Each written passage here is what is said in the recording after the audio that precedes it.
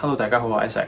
今次呢條片我會想同大家分享下我一個人去日本滑雪嘅旅行啦，而更加重要係我去考卡士滑雪教練牌嘅過程嘅。咁另外我都會分享少少我推薦嘅住宿啦，同埋一啲關於滑雪花費嘅問題嘅。另外呢個 channel 都會分享多啲關於滑雪相關又或者旅行等等嘅題材。如果你對呢類型嘅影片有興趣咧，就千祈唔好錯過啦。事不宜遲，我哋即刻去片啦。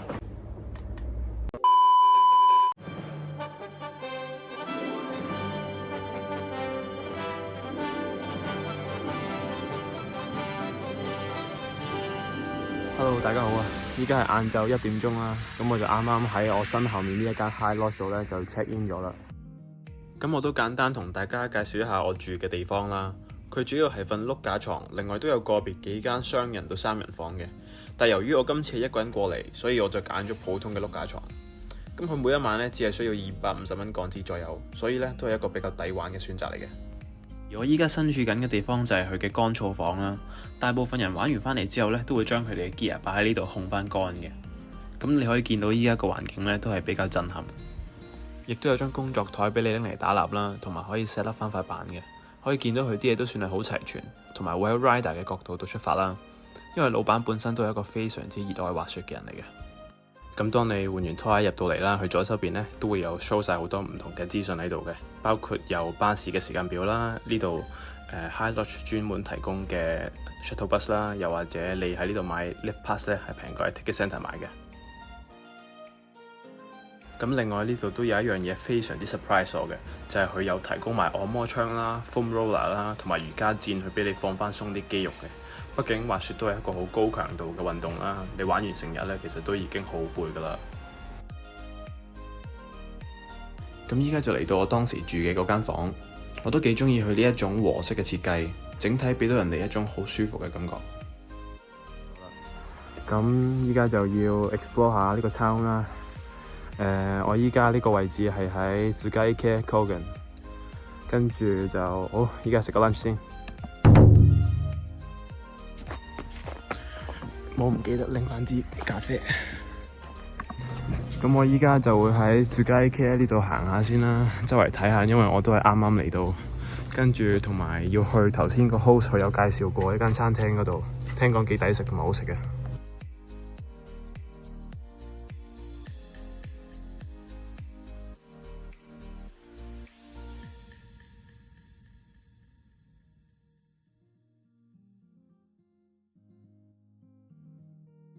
啱啱行咗幾分鐘都冇，咁快就已經嚟翻呢個 Tsugaike嘅 village 嗰度啦，即係ticket centre 同埋佢嗰個 gondola station 啦。High Lodge 個距離都算係比較近個 city centre 啦，咁我 total 都只不過係行咗大約3分鐘左右。咁前面呢間 Ikoi 咧就係頭先個 friend 介紹我去食嘅餐廳啦，佢係出名抵食同埋食物質素都唔錯嘅，咁亦都多啲喺呢邊嘅 local 會去食啦。畢竟我喺呢度都會留一段時間，所以揾到個飯堂咧都係非常之緊要嘅。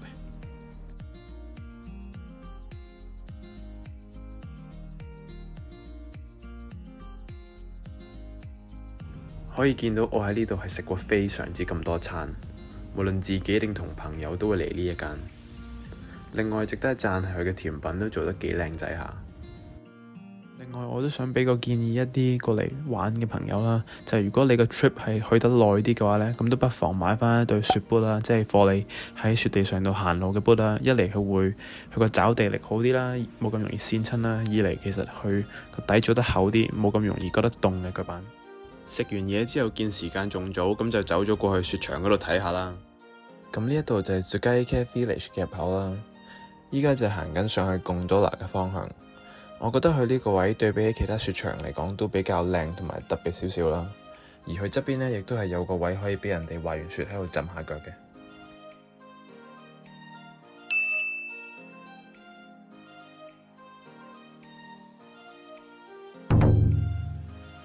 長野呢度真係好靚，不愧係日本嘅阿爾卑斯山啊！話咁快我哋就到咗 Sierra Resort， 喺呢度浸溫泉真係幾爽。佢入面嘅環境同埋出面嘅山景好靚就不在話下啦，而且你浸完之後仲可以喺佢個 common area 嗰度嘆翻支咖啡，食下雪條休息下，而成個體驗只不過係需要1000 yen 嘅啫。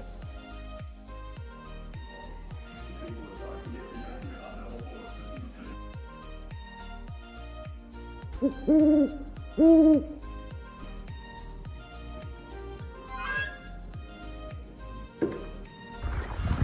咁快就已經到咗第二日啦，今日就係2月1號啦。咁其實我對腳都有啲攰攰地嘅，好酸啊！始終已經連續滑咗好多日，就算琴日頭一日都唔係好夠。咁但係又始終有咁多張 ticket 要用啦。今日就諗住 casual 滑下，改下啲 form 啊，練習少少咁啦，就唔會玩得太極。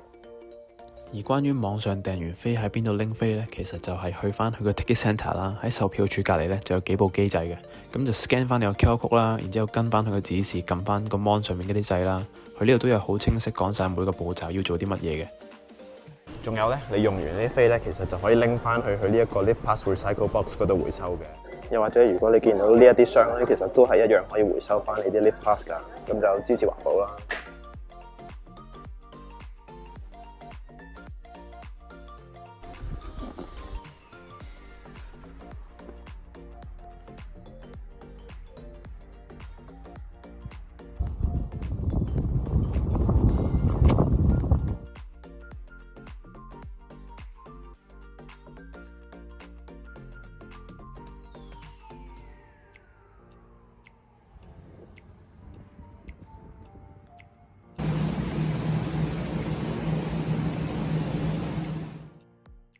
咁眨下眼就已經嚟到考試嗰日啦。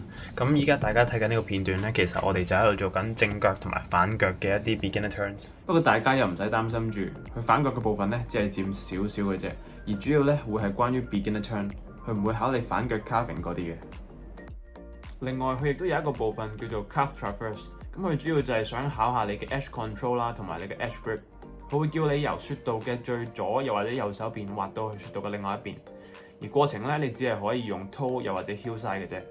咁佢嘅目的就係想睇下你對你嘅 edge 個控制夠唔夠穩定啦，同埋你可唔可以好清晰咁樣留翻一條 pencil line， 亦即係喺雪上面出現嗰條線啊。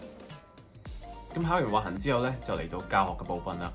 佢嘅考試模式咧係會叫唔同嘅考生去扮演翻教練同埋學生嘅角色啦，然之後咧就會輪流教唔同嘅動作，而成程咧個考官一路都會喺側邊嗰度望住嘅。而另外關於教學部分嘅重點就係你同你嘅學生嘅溝通夠唔夠清晰，你有冇表達到你想教嗰樣嘢嘅重點，同埋你揀嘅地形適唔適合等等。例如你教緊 straight running 嘅時候咧，就應該揀翻一個可能由微斜到平緩嘅雪道，然之後提醒翻個學生將個重心置中翻。咁當佢滑到去平路嗰段嘅時候咧，咁就會好自然咁樣減速，然之後停低啦。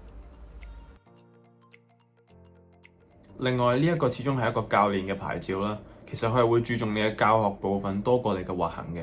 咁但係你個滑行都要有基本嘅水平啦，始終你都要做翻一個正確嘅示範去俾你嘅學生睇。而我當時我就係 total 考咗3日嘅，咁大概有2日多少少嘅時候呢，我哋其實都係喺度做緊教學嘅考試啦。而我身邊認識一啲唔合格嘅朋友呢，通常都係衰咗喺教學嘅部分度嘅。可能佢哋表達唔到個重點啦，又或者佢哋教學嘅時候冇用到一啲特別嘅 key terms 去 back up 翻佢哋依家教緊嘅嗰個動作，通常咧就會衰喺呢一啲位度嘅。大家好啊，今日已經嚟到2月8號啦，咁咧就係我喺滑雪場度 stay 嘅，即係雪上生活嘅最後一日啦。咁不知不覺間都已經嚟咗18日左右啦。咁可能對於好多嘅平時會 casual 嚟滑雪 trip 嘅朋友嚟講都算長啦，咁但係其實我係想 stay 成個 season 嘅，咁所以咧呢個亦都衍生到去我今次嚟呢一個 trip 嘅最重要嘅其中一個目的啦。咁經過完3日嘅考試啦，我都啱啱琴日先至完結咗啫，咁就派咗成績，好慶幸咧就 pass 咗嘅。咁希望下一季有機會就可以喺日本呢一度教下滑雪啦，係啦，咁同時自己亦都可以有多啲機會滑下雪咁樣啦。咁考完呢3日咧，其實都已經好攰㗎啦個人，因為去英文班啦，跟住首先唔係自己母語啦，有唔少嘢要記啦，係真係都要溫下書嘅，唔係就咁求其入去考都可以 pass 到嘅。咁但係你話係咪好難？其實又真係唔難嘅，我覺得你有滑開雪啊，有啲興趣有自己研究下咧，基本上都冇問題嘅。始終都係 level 1係比較一個入門嘅水平啦。咁所以 Level 1都唔係話啲咩特別難嘅嚟嘅。咁琴日考完之後咧，因為我就嚟走啦嘛，就拎咗塊板去打蠟啦。咁我依家咧就行緊過去拎翻塊板先，因為我轉頭都要搭巴士出翻去東京啦。哇！咁快就要走啦，其實我真係好唔捨得啊！我仲好想喺呢邊繼續滑雪啊，繼續喺呢邊玩啊，因為我住嘅係 share house 啦，咁都識咗一班大家都好中意滑雪嘅朋友啦，咁又一齊考試，又一齊玩，其實個感覺都好開心嘅，真係好難得揾到啲志同道合嘅朋友，因為滑雪唔係一啲好大眾化嘅活動啊，始終。咁就啱啱已經打完蠟啦，拎翻塊板啦，好明顯咧，摸上去係成個手感都唔同晒。我唔知你咁樣望唔望得到，但係好明顯。原本我琴日因為拎嚟考試咧，跟住加埋呢幾日又凍啲啦，咁佢個雪況又冇咁好啦，即係好多啲雪都已經結晒做冰，好似嚿石頭咁樣，其實好似石頭咁硬根本就係。咁你塊板滑上去嘅時候咧，好多時候就會刮花咗個底啦，有啲痕跡可能會整走啲蠟啊，甚至乎如果你啲蠟唔夠會整花埋你個板底添啊，咁樣啦。咁好明顯，我琴日啱啱考完試拎去打蠟之前咧，個手感比較參差啲嘅，係啦，粗糙啲嘅。咁但係依家打完咧，好明顯係舒服好多嘅。好，咁依家塊板就都已經拎翻啦。咁我就臨翻去 hostel 嗰度執埋啲嘢，跟住就要走啦。因為陣間都仲要趕巴士，其實都唔係趕嘅 ，chill 嘅。但係就要搭巴士去 Happo ne Bus Terminal， 跟住再搭長途巴士翻去新宿。咁我依家就翻 hostel 度執埋啲行李先，費事陣間咁趕。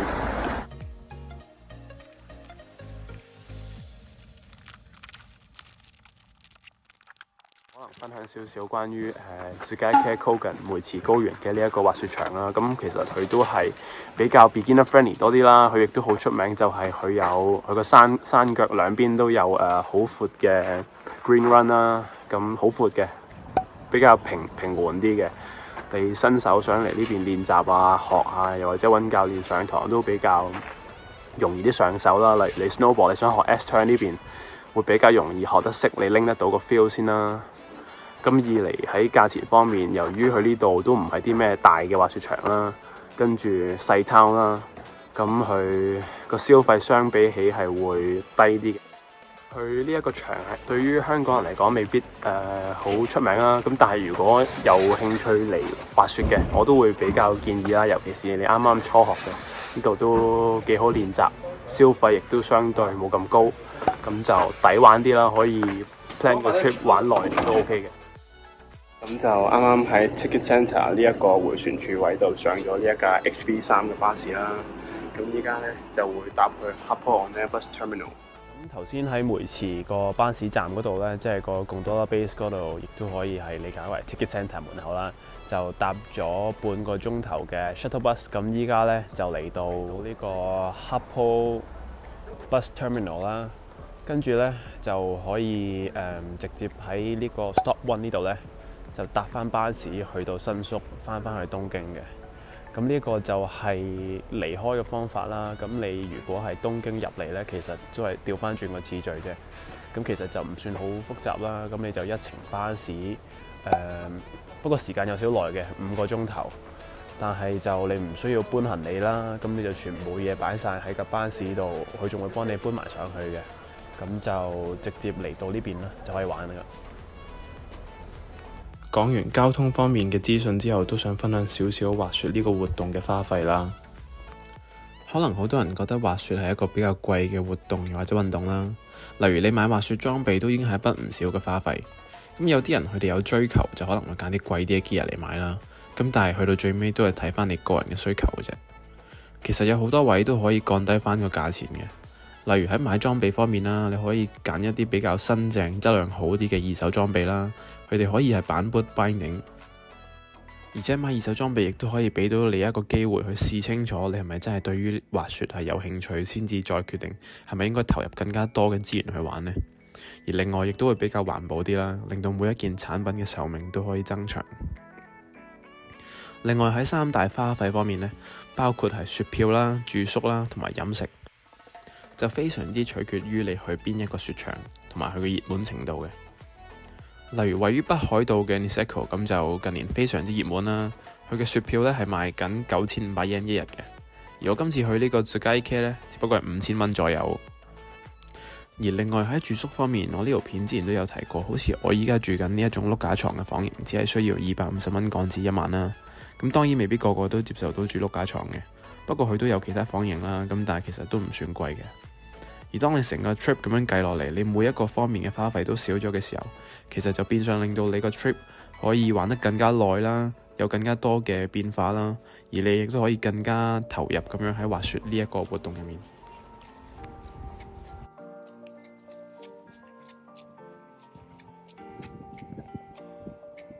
條片去到最後，我都想總結一下呢一個旅程嘅感想啦。喺短短呢10幾日入面，我都嘗試咗好多新嘅嘢，亦都有好多嘅啟發，包括係考教練牌啦，自己一個去滑雪，仲住喺 hostel 啦，同埋同一啲新認識嘅朋友一齊去浸溫泉啦。比住係以前嘅我好有可能會拒絕佢哋，因為我同佢哋又唔係好熟啦。二嚟我亦都會擔心好多負面嘅情況會發生啦，包括可能驚陣間會尷尬，唔知講乜。往往就係呢一啲嘅諗法，令到我喺最後一刻會卻步。而就係因為咁樣，所以我今次決定改變我一貫嘅做法，去揀一啲我平時唔會揀嘅選擇。而呢一次嘅經歷，更加係俾到一個勇氣我去更加開放咁去接觸一啲我本身唔熟悉嘅事物。另外，關於卡時方面，考試嗰3日真係過得好快。雖然同啲同學相處嘅時間唔算好多啦，但係大家都好似戰友咁樣一齊經歷咗好多嘢。包括係我哋上堂嘅時候有唔識，可能會互相提點下啦，會互相執下我哋大家嘅滑行技術啦，同埋我哋會可能約一齊食下飯，去討論翻今日考試嘅過程等等。所以我哋大家嘅關係咧都係比較緊密嘅。到依家呢一刻，我先發現呢一個旅程我最大嘅得着唔係考到教練牌啦，而係認識咗一班志同道合嘅好朋友，同埋嘗試咗好多新嘅第一步。所以最後，無論大家係想去考呢一個牌去證明自己啦，又或者提升你嘅技術，甚至乎係認識更加多差唔多 level 嘅雪友啦，我都覺得呢一個係一個好好嘅渠道嚟嘅，而我亦都係十分之推介嘅。咁今條片都講到呢度啦，我哋下條片再見。